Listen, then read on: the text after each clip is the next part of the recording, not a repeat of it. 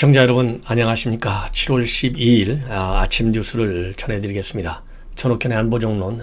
요즘 시청자 여러분들께서 많이 구독해 주시고 또 직접 봐주시고 주변 분들에게 많이 전파해 주셔서 정말로 고맙습니다. 제가 좋은 방송으로 여러분들의 기대에 맞는 수준의 방송이 되도록 모든 노력을 다할 생각입니다. 오늘 첫 번째 뉴스도 박원순 전 서울시장의 장례와 관련해서 이 정치권이 지금 뒤집히고 있어요. 여당은 여당대로 다른 이 판을 좀 바꿔보려고 많은 노력을 하면서 이 진상 규명 요구를 공식적으로 거부하는 그런 동향을 보이고 있습니다. 매우 우려스럽습니다. 그리고 이 박원순 죽이기라는 책자를 발간한 이 저자가 우리 언론과의 인터뷰를 통해서 밝힌 내용 심상치 않습니다. 친문들이 박원순이를 죽이려고 했다, 이런 내용의 이 인터뷰 내용이 보도되고 있습니다. 그런데 따른 큰 스트레스를 받았을 것이다. 이것이 이 작가의 주장입니다. 그리고 지금 현재 왜 이렇게 최근에 지자체장들이 충남, 부산, 서울에 이르기까지 연거푸 사고가 발생했는지, 과연 집무실이 어떻길래 이런 문제가 생기느냐, 이런 또 언론의 보도가 있어요. 이런 것들을 전부 다 모아서 여러분들이 궁금하지 않도록 잘 정리해서 말씀을 드리겠는데요. 가장 중요한 난제 중에 하나는 이번에 박원순 시장의 사망 사건과 그리고 백선엽 장군의 이 운명으로 인해서 대한민국 국민들이 다시 진보냐 보수냐 양분되는, 지금 다시 그 양분된 우리 국민이, 즉 국민의 분열상이 더 심화되는 추세를 보이고 있다. 매우 안타깝다. 왜냐하면 지금 우리가 경제적으로 볼래도 이 소득주도 성장 정책 때문에 굉장히 어려웠는데, 잘 아시다시피 코로나 위기로 인해서 경제적인 침체가 지금 세계적인 추세로 지금 확산되고 있어요. 이러는 상황에서, 그리고 안보 상황도 말씀드리지 않아도 잘 아시겠지만은 김정은이의 대남 공세와 대미 피난, 이런 걸로 볼 때 굉장히 위중해져 가고 있지 않습니까? 그러다 보니까 우리 국민이 하나로 똘똘 뭉쳐서 경제 위기도 안보 위기도 이겨내야만 하는데, 이번에 이제 박원순 사건에 대한 정부 여당의 태도, 그리고 백선엽 장군의 이 사망, 이 별세, 이런 걸로 인해서 그야말로 정부 여당이 오히려 좌우 이념 대결에 따라서 국민을 양분시키는 그런 입장을 취하다 보니까 굉장히 또 다른 위기가 지금 태생하고 나타나고 있다, 이런 말씀을 드리고 싶어요. 더군다나 지금 대통령에 대한 지지율이 최근 들어서 두 달 사이에 24%나 빠져서 40대로 내려앉다 보니까 정부 여당이 내부 결속을 더 단단히 해야 되겠구나, 지지층을 더 모아야 되겠구나, 이런 생각을 하고 있는 것이 아닌가, 그런 이 판단을 해볼 수가 있습니다. 이렇게 양분되는 또 다른 징표는 이 서울특별시 장례에 대해서 반대하는 청원 반대 청원이 이제는 곧 50만 명에 육박할 정도로 이번 조문으로 인해서, 조문 정국이라고 할까요? 그야말로 이 양분되는 우리 국민의 분열상 심각하다, 이런 말씀을 드리지 않을 수가 없어요. 그러다 보니까 이 박용석 변호사, 지금 가세연에서 일을 하고 있죠. 방송을 하고 있는데, 이 가세연의 박용석 변호사가 이 서울시 예산 약 10억 원을 투입해서 서울시 장례식으로 치르겠다는 거, 이 그야말로 서울 시민의 혈세를 낭비하는 것이다. 그래서 이 장례 금지를 이 가처분 신청을 법원에 어제 11일 날 전격적으로 냈어요. 그래서 장례의 측에서는 이건 악의적인 시도다, 이렇게 비판하고 나섰고, 그리고 이제 놀라운 것은요, 민주당에서 그야말로 모든 국민들이 이번 성추행 고소 사건이 상당히 무겁고 굉장히 중요한 사건이다. 그래서 이거는 그야말로 이 가해자가 사망을 했지만 추가적으로 이 관련인들의 방조 또는 공모, 이 혐의에 대해서 수사를 해야 된다. 그래서 앞에서 말씀드린 대로 강용석 변호사도 추가적인 그야말로 국고손실죄를 비롯해서 이 손해배상 청구 소송을 낼 예정으로 있고요. 한변에서도 이와 유사한 주장을 한 바 있습니다. 이러한 상황인데도 불구하고 여당에서는 지금 언론에 나오지 않는 다른 얘기들도 많이 나오고 있다. 그래서 이 피해자에 대한 공식적인 사과 또는 다른 특이한 입장을 일체 발표하지 않고 있습니다. 그래서 현재 민주당 이 대변인이 공식적으로 발표한 내용을 보면 이 입장 발표를 회피하거나 미루는 것이 아니고 실제로 정확히 내용을 파악해서 그거에 근거해서 대응을 하겠다. 예, 그 죽음의 실체가 아직은 파악이 안 됐다 이거죠. 그래서 지금 상황에서 입장을 내기에는 상당히 어렵다 이렇게 하고 있고, 이 유족들 입장에서도 고인에 대한 일방적 주장에 불과하거나 근거 없는 내용 유포를 삼계해 달라. 현재 공개된 박 시장 피해자의 고소장 내용은 일방의 주장에 불과하다 이렇게 평가하고 있습니다. 언론에서. 이러다 보니까 이 진실 공방도 장례 진행 여부와 관계없이 앞으로 상당한 논란이 예상된다. 더군다나 지금 많은 정치인, 언론인 모두가 이 피해자에 대한 2차 피해를 굉장히 우려하고 있는데요. 여권에서는 박원순 시장을 축켜 세우고 추모 분위기를 조성하고, 더군다나 또 서울 시내 곳곳에 플래카드까지 지금 붙이고 있지 않습니까? 이런 걸로 본다면 민주당이 앞으로 이 박원순 시장의 사망의 진실을 밝힐 수 없게 되어 있는 상황 아니겠습니까? 즉 피해자의 진술을 가지고서는 이 유죄 판단을 정치적으로 할 수 없다는 그런 입장인 것 같습니다. 그러다 보니까 민주당은 앞으로 무죄 추정의 원칙을 적용해서 성추행 의혹을 전면적으로 부인하려는 것이 아니냐. 그렇기 때문에 민주당 소속 일부 의원들이 맑은 분이다, 자신에게 엄격한 분이다, 그렇기 때문에 이런 도덕성 때문에 극단적 선택을 한 것이 아니겠느냐. 그리고 또 일각에서는 이 부동산 정책과 관련한 스트레스 때문에 또 재판에서 무죄 입증이 가능했지만 여권에 악영향을 미칠까 우려해서 결단한 것이다. 이런 식의 지금 평가를 내놓고 있다.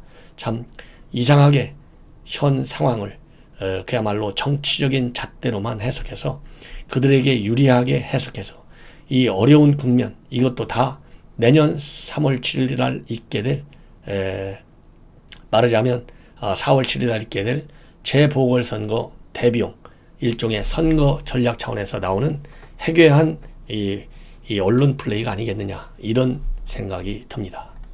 그리고 굉장히 참 우려스러운, 그리고 민주당 내부의 차기 대권과 관련해서 무서운 말하자면 시나리오가 전개되고 있다. 이런 것이 이번에 본래 지난 10일 날 내려고 했었는데 우연히도 이 박원순 전 시장의 사망으로 인해서 출간이 어려워져서 13일 날 장례가 끝나면 바로 출간할 예정으로 있는 박원순 죽이기 책자, 이 책 저자가 황세현 씨인데요. 도서출판 중원문화 대표입니다. 황세현 씨가 이 서울경제신문과의 전화 인터뷰를 통해서 이 발표한 내용이 굉장히 우려스럽기도 하고, 이게 실상이라면 참 여권 내부 차기 대권과 관련된 경쟁이 심상치가 않다, 무지하게 심각하다, 이런 말씀을 드리지 않을 수 없습니다. 근데 참고로 여러분들께서 이 인터뷰 내용의 뭐라고 그럴까요?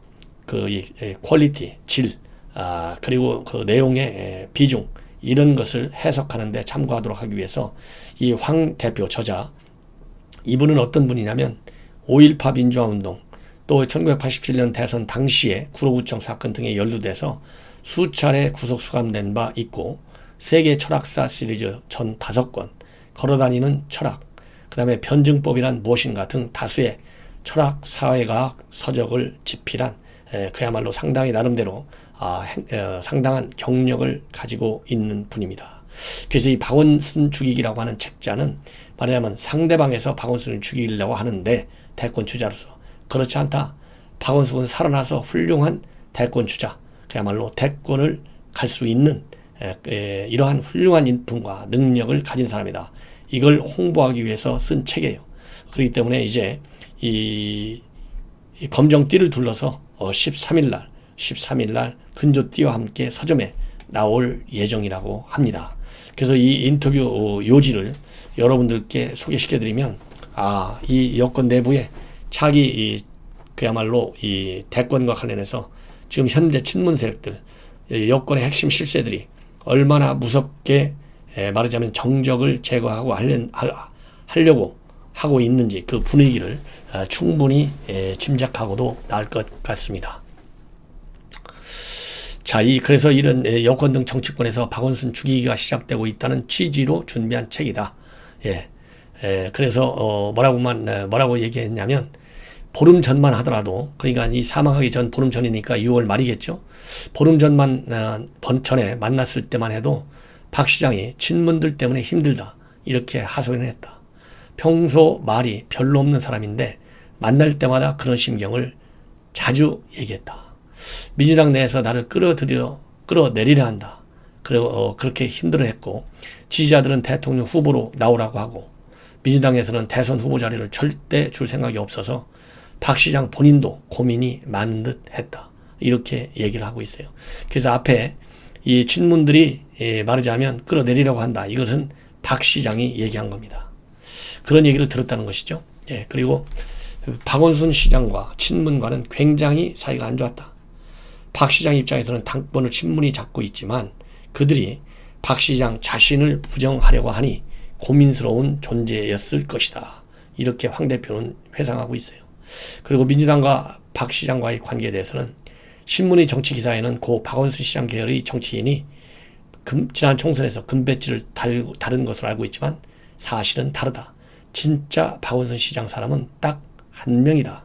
이렇게 얘기를 하고 있습니다. 왜냐? 박 시장이 시장에 되기 위해 민주당의 도움을 받았기 때문에 민주당에서는 사실상 부시장 자리에 여러 사람을 내리 꽂아가지고 그 사람들이 국회의원이 당선이 됐는데 그 사람들이 어떻게 그야말로 박원순 시장 사람이냐? 아니다. 이렇게 주장을 하고 있어요. 그리고 또 이 박 시장은 5.18 민주화 유공자인 이 황 대표 저자에게 지금도 살기가 힘드냐 이렇게 걱정해 주면서 자신도 나도 내 마음대로 할 수 있는 게 뭐가 있느냐 이렇게 되물으면서 저에게 좀 도와달라고 하소연을 하기도 했다.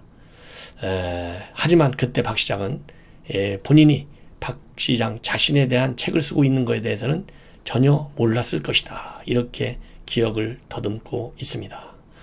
그리고 차기 이 대선 준비를 위한 일화도 소개하고 있는데요. 뭐라고 소개하고 있느냐? 민주당 차기 대선 후보가 되고 대통령에 당선되기 위해서는 호남 민심을 잡아야 한다는 것을 알고 있었을 것이다. 호남 민심과 가까워질 수 있는 계기를 만들기 위해 고심했다. 박원순 전 시장이. 그래서 본인이 5.18 때 전남도청을 사수하면서 후에 사형 선고까지 받은 한 김모 씨라는 사람을 소개한 적도 있다. 박 시장한테. 그래서 이 김모 씨가 박 시장을 만났더니 박 시장이 무려 6시간 동안이나 자기의 얘기만 하더라. 그만큼 박 시장은 많은 생각과 고민을 했을 것이고 그 고민 중에 하나가 대선과 관련한 친문의 견제를 돌파할 수 있는 해법이 있었을 것이다. 이렇게 얘기를 하고 있어요. 그리고 또 하나 이 극단적 선택을 하기 바로 전날 민주당 지도부와 회동을 했는데 서울 용산공원 대신에 주택 짓자 이렇게 민주당 지도부가 건의했을 것인데 박 시장은 자연 환경론자이기 때문에 절대 받아들이기 어려운 과제였을 것이다. 그리고 그러한 이 극단적 선택에 대해서 또 의문을 제기하고 있어요. 이 작가는 뭐라고 하고 있느냐? 박 시장의 옛 비서가 전날 새벽까지 변호사와 수사를 받았다고 하는데 박 시장이 고수사건을 극단적 선택 이전에 인지했느냐가 중요 포인트가 될 것이다. 이거는 저하고 생각이 똑같아요. 어쩌면 고소사건에 대해 인지하지 못한 채 당정청의 압박, 친문의 견제, 지지자들의 대선 출마 요구 등이 복잡하게 얽힌 것도 되짚어봐야 한다. 이렇게 얘기를 하고 지난번에 서울시장에 나오지 않고 바로 대선을 준비하길 원했는데 이번에 그 당시도 민주당 요구로 나오게 됐다. 그리고 또 이 황 대표 이 작가는 운동권 후배이기 때문에 두터운 친분을 쌓아왔는데 정치권 일각에서 당내 개파삭이 약한 편이기 때문에 박 시장을 몰락시키려고 한다는 주장도 담았습니다. 그래서 이 반어적으로 박원순 죽이기다 이렇게 썼다. 이런 말씀을 드리고 싶습니다. 그야말로 무서운 권력 투쟁이 진행되고 있다. 이런 말씀을 드리지 않을 수 없어요. 그리고 이제 경찰에서 이 박원순 시장의 이 아이폰, 핸드폰을 가지고 가서 지금 이제 이걸 풀어야 되는 과제가 있는데, 이 어느 보도를 보면 이 아이폰을 경찰이 푼다 이렇게 되어 있는데요. 과거 사례를 보면 풀기가 어렵다. 제가 보기에는 거의 못 푼다 이렇게 보시면 될 것 같아요. 그 사례를 보면 지난 12월 1일 날 그야말로 울산시장 선거 개입 사건과 관련해서 백원우 밑에서 일했던 백모 검찰 파견 수사관이 생명을 끊었습니다. 그때 그 수사관의 핸드폰이 아이폰이었는데 결국 6개월 내내 경찰에서는 풀려다가 못 풀었어요. 그리고 수사를 종결 처리했습니다. 최근에 종결 처리했어요. 지난 6월 18일 날. 그래서 6개월이나 하다가도 못 풀고, 다만 검찰에서 대검 국가 디지털 포렌식 센터에서 무려 넉 달이 걸려가지고 4달이나 걸려서 간신히 풀었어요. 이런 사건이 하나 있었고, 박원순 시장 사건으로 인해서 큰 타격을 받는 분이 또 한 분 있다고 하는 뉴스가 나와 있어요. 누구냐?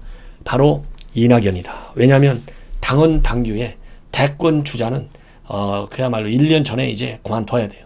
그러다 보니까 3월 7일 날, 내년 3월 7일 날 당권에 당선된다 하더라도 그만둬야 되는데, 하필이면 우연히도 부산시장 하나만 있어서 그냥 대충 넘어갈 수도 있는 건데, 지금 서울시장까지 이렇게 사고가 나가다 보니까 2개의 대형 선거를 과연 치를 수가 있겠느냐, 지휘할 수가 있겠느냐. 그래서 이낙연 지금 후보자가 굉장한 수세에 몰리고 있고, 2년 내내 당권만 가지고 당을 제대로 지휘하겠다, 대선에도 나가지 않겠다, 이렇게 선언한 김부겸 전 의원이 이 공세적인 상황에 처해 있다. 이런 말씀을 드리면서 본 방송을 마치겠습니다.